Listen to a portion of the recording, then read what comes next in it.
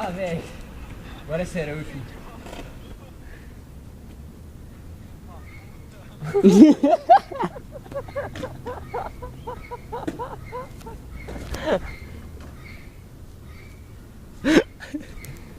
Pra elas, hein, Matheus?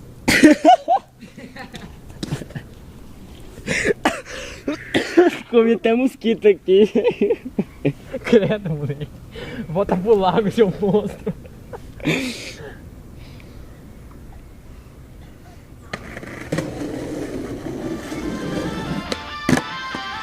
Uou! Nossa, por que tá gravando essa, mano?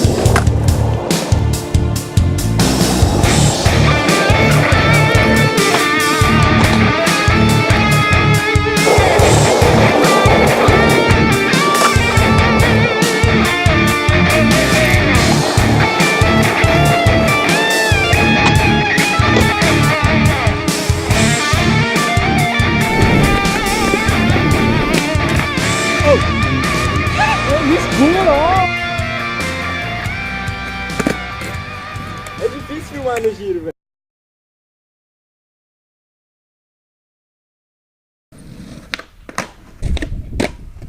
Peta mesmo.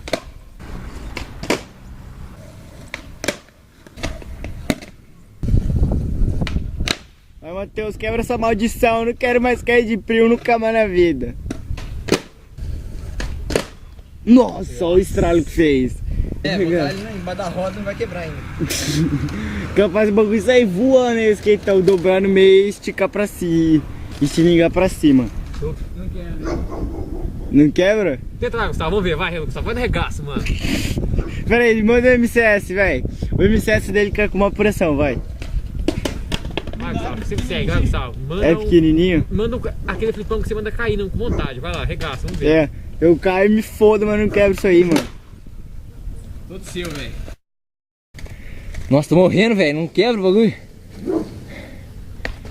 Mano, mexe na calçada, velho. Pera aí, mas você tem que mandar variar o kit.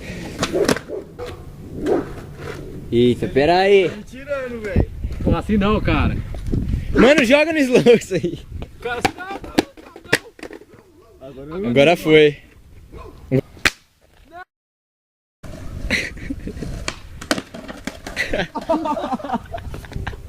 Esse skate aí é destrutível, cuzão. Nossa, cara, olha a pegada que deu, tio. Vai lá, vai lá aí, Matheusinho. Tudo certo? Vai. A gente tá veio andar, o bagulho começou a chover, mano. A gente teve que parar dentro dos tubos lá, velho. Nossa. Ficou mais uma hora preso no tubo, mano. Opaco, mano. Deixa o Matheusinho, vai, cara. Já tá se fodendo demais, velho. Uou! Deixa eu ir, deixa eu ir. Deixa eu ir, velho.